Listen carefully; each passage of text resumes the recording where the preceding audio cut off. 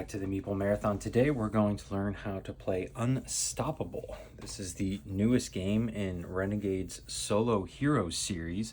This one can actually be played two-player, cooperative. And there's not much difference when you play two players. The rules are slightly tweaked. I'm not going to get into those. We're just going to cover the basic solo rules here today. So before we get into how to take a standard turn, just want to talk about the differences between this deck builder and say a standard deck builder like Marvel Legendary or Clank or Dominion or something like that. In this one, you're actually going to gain a card directly into your hand every single turn. The level of that card, how good that card is, depends on the level of your character. Every time you run through your deck and have to reshuffle and create your deck again, just like a standard deck builder, you level up. We're going to talk about all that here in a second. But just know that every turn, you're going to get a new fresh card into your hand. The only other way to get cards into your hand is to defeat the threats that are out on the board. For example, here I have three threats on the board and one threat on deck. If I, for example, defeat this Sporling, which I would have to do because it has the taunt keyword, I instantly gain this card, I flip it over, and on the other side is a card that has abilities that I can play. Once I play a card, it goes into my discard pile, and then when my discard pile or my deck runs out, I have to shuffle up my discard, I have to flip it over, and then all of a sudden they become threats that I have to deal with first. So, and there's actually, I'm realizing, a upgrade stuck in here from a previous play. So, that is the main way you get cards into your hand. You don't draw up a new hand. You don't discard your cards whether you made use of them or not at the end of your turn. You only discard cards that you play or say allies that may have been defeated. If you play an ally, it's going to stay out in front of you until you level up. Now there might be a card here or there that says it defeats an ally, but for the most part, they just stay out. All right, you don't have to discard them at the end of your turn, but you will have to discard all of them when you level up. There is no hand limit. You're going to start the game with 3 cards drawn off the top of your threat deck, essentially, and flipped over. You get to start with these in your hand. Other than that, if you were to say, take out all of these cards and only used 2, you would then have 4 in your hand, and you can start the next round with 4 cards in your hand because you're not redrawing your hand at the end or beginning of every turn. So some very big differences in how this deck builder works versus, say a standard deck builder.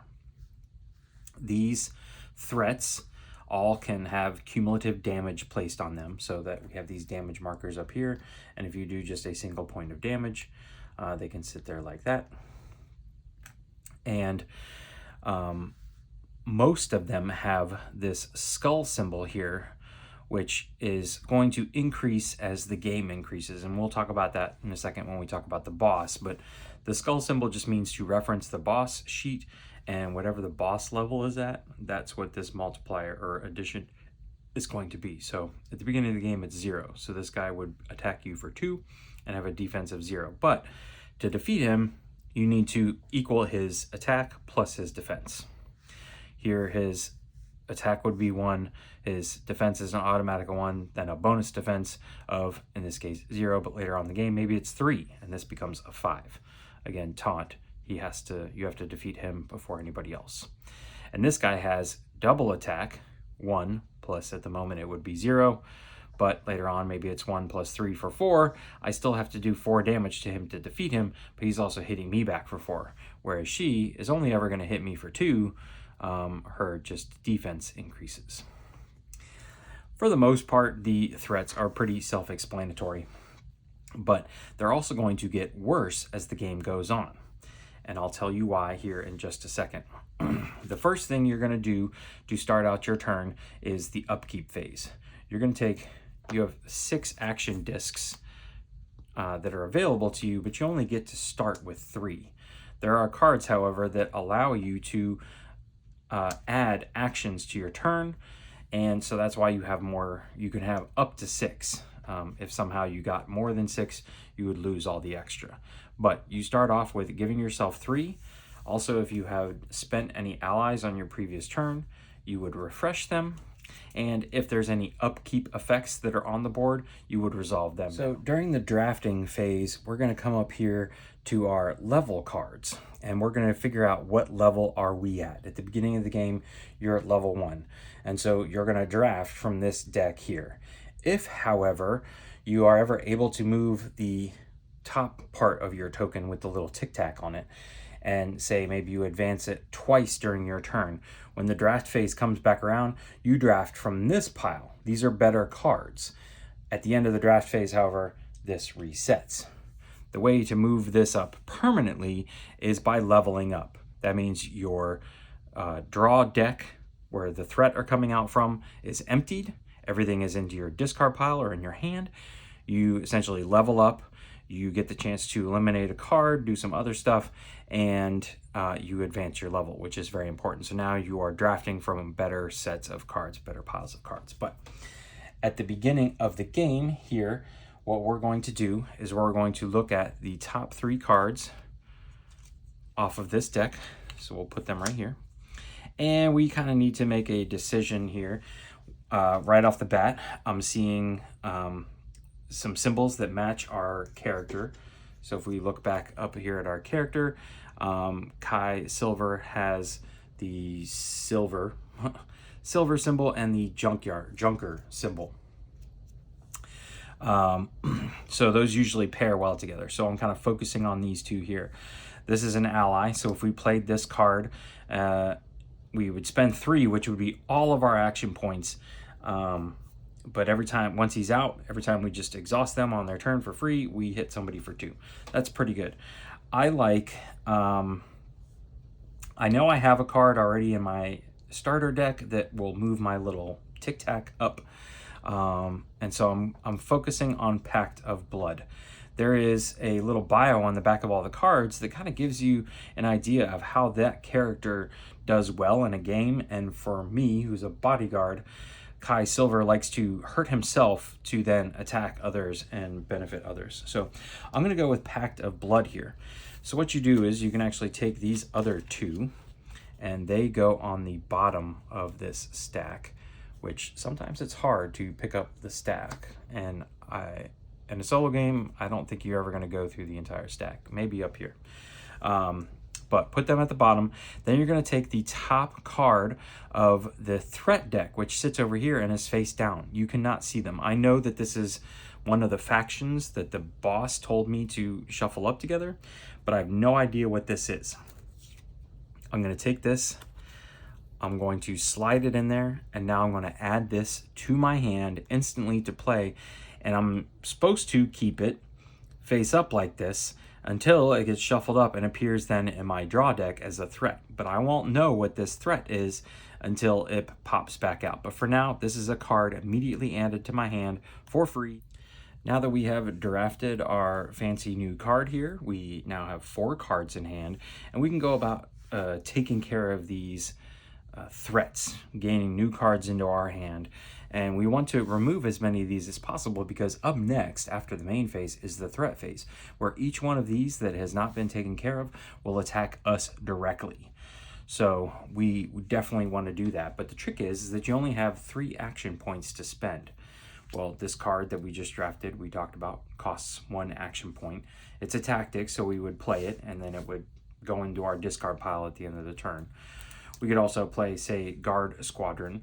We play it down for 1, but then it's down. Our ally stays out until we level up, and we can simply exhaust him every turn to gain his benefits. So allies are nice, but tactics, I wouldn't build up an entire just row of allies, because then you are left with nothing when it comes to you've just leveled up and all of a sudden you have a very empty hand. So, or you could play, say, a simple strike. But every time you play one of these, and I just happen to have all 1s right now, which is pretty typical for your starting deck, you have to spend an action point. So I'm not going to be able to play all 3 of these. So I need to decide how about I want to go playing my handout, spending my 3 action points to hopefully defeat as many of these threats as possible. Now I have to start with the taunt, but maybe I'm able to take out the taunt, and then maybe if I'm super lucky, I'm able to take out the Order Acolyte. Well, the Order Acolyte has a when defeated 3 attack, so I gain 3 attack that I could then spend to take out the Caesarean Thief, and all of these would then end up in my hand, and I would just carry them over to the next turn. One thing to note, though, is that each individual, for example here, our card that we drafted during the draft phase, says lose 1 to deal 2 damage. All right. I cannot split that 2 damage. That 2 damage has to go onto a single target. You will see cards at certain points throughout the game that have like a 2 and a 2. That means you can split 2 damage here and 2 damage there, or you could pile 4 all onto one person. But you cannot, for example, if this was not a taunt card, you could not defeat the Order Acolyte first, spend 2 on the Caesarean Thief, and then 1 on the Sporling. All 3 would have to go to 1 card. So that's when it comes off of your cards or when it comes from a when defeated bonus that you get. A couple other cards here that are symbols that you might want to look for. I know these are hard because these are sleeved, but there's a shield here. Anytime you gain a shield, you move up your silver marker. That will block the first amount of damage equal to the shield from threats. And then at the end of your turn or end of the round, it gets reset to 0. So anytime you can constantly be giving yourself shielding, those are pretty good cards. Anytime that you see a heart symbol, if it says lose in front of it, you would lose that many hearts. Or if it's just the heart symbol with a number in it, you gain that many hearts. Here, for example, you can see that lose 1, then deal X damage, but if you're at level 3+, you would gain 2 hearts. So you could do all of this and still net 1 health back. Last but not least, on our Cultivate Power card here, you can see this little arrow symbol with the little tic-tac in it. That allows you to move up that top marker that we talked about during the draft phase. And so then during the next draft phase, you'll be able to draft from 1 level higher or however many levels you push that thing up. Then at the end of the draft phase, again, it's going to reset. But essentially, on the main phase, you play out your cards as best you can. Allies, again, will stay out on the board. Tactics cards at the end of the main phase get discarded. You spend up your 3 action points. Any action points you don't spend do not carry over. They get wiped away, and you reset back to 3. After that, it's the threat phase. Again, threat phase is pretty simple. You're simply just looking for the orange attack symbols here. So this one would be attack equal to the boss level. Again, we'll get back to that. And they simply just do damage to you. There's no dice rolling, there's no card flipping or anything like that. If you have shielding, you can reduce the shielding first, and then anything left over is reduced to, it reduces your health. One other thing you can do, if you have leftover attack and have a, say, an action point that you could spend, but you've defeated all the threats that are out here, you can attack the on-deck threat. Now, if you happen to take it out, it just goes into your hand. You're always going to, during the cleanup phase, add 3 new threats out. So maybe you don't want to take him all the way out, but just ping him for 1. That's a strategy that's up to you. But you can attack this card that you can see face up here. The last thing you can do in the main phase is purchase upgrades. So your money that you accumulate stays with you here on your player board. It does not go away at the end of the turn. So you can save up your money and then spend it however you see fit. But you can always, we'll go back up here to the main board and see how we would purchase an upgrade and add it to the card. Just mentioned, you can purchase upgrades. So upgrades are going to be here in this middle row here, and you'll notice that all of them have statistics in this black area here in the middle. there is a mixture of, and it's just kind of how everything got shuffled, but there is a mixture of ones that the symbols on the bottom half and ones that symbols are on the top half. Now, first things to note about upgrades, the costs are in the upper right corner. All right, so this is money that you have to spend, but you can save up your money. Say you want this 5, you just save up. Also, each tactic has tells you what it can be upgraded or what it can be attached to. So like these two over here can be attached to an ally. They cannot be attached to a tactic card. All right, they would have to go on an ally. Whereas this guy could go on either, and these guys all down here can only be attached to tactics cards. So that's criteria number 1. You have to have enough to pay for them, and you have to have the right card that you can slide these into. All right. Also, you'll notice that there is some stuff here on the gray or the borders along the bottom. That is telling you what the upgrade is going to give to the threat that's on the back side of the card.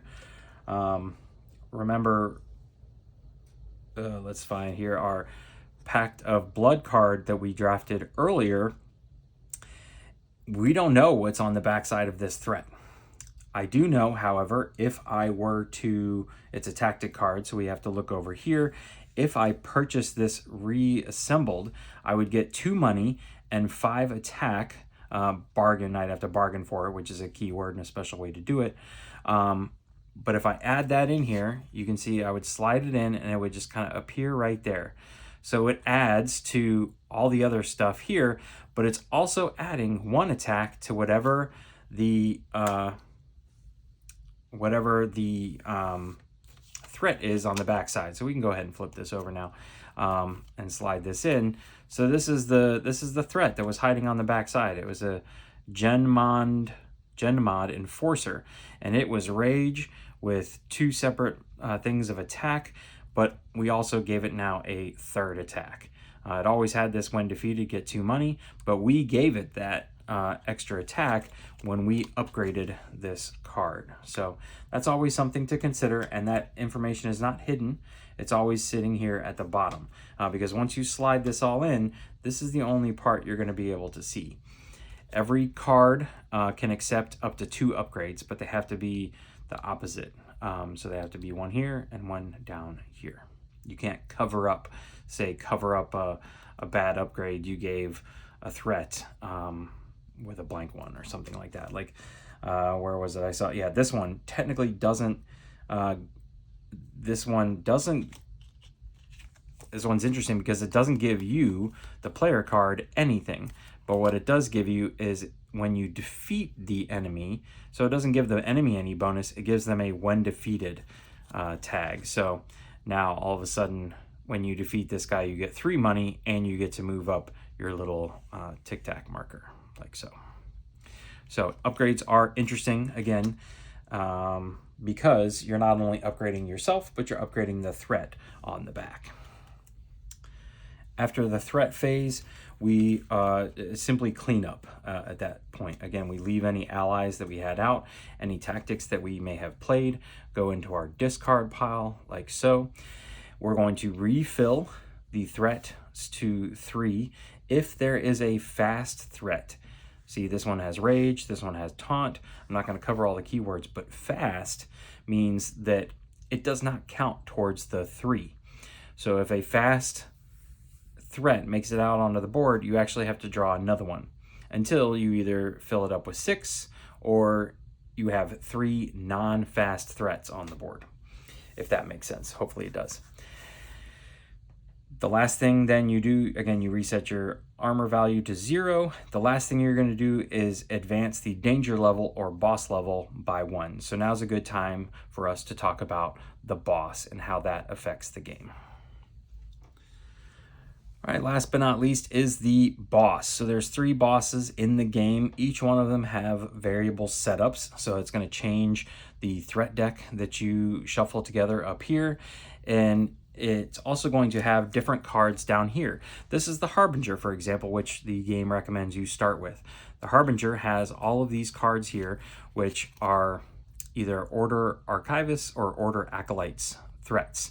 And every time you level up, you're going to add one of these into your discard pile so it shuffles in and comes out. There's also 2 of them starting in your deck. And you'll notice that once you defeat these, when you flip them over, they don't actually give you any bonus, and there's nothing you can slot to them. You can't upgrade these, you can't cull them from your deck, but what they do is every time you defeat one of these guys, they instantly, on top of any bonuses they give you here, they instantly hit the Harbinger for 1.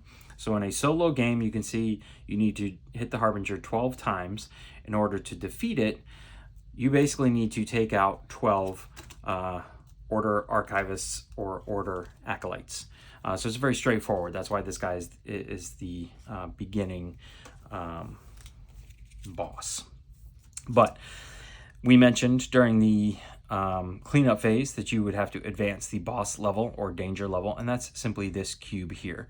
So the number that this cube is adjacent to is the X number that you need to reference on a lot of the threat cards or maybe even some other cards.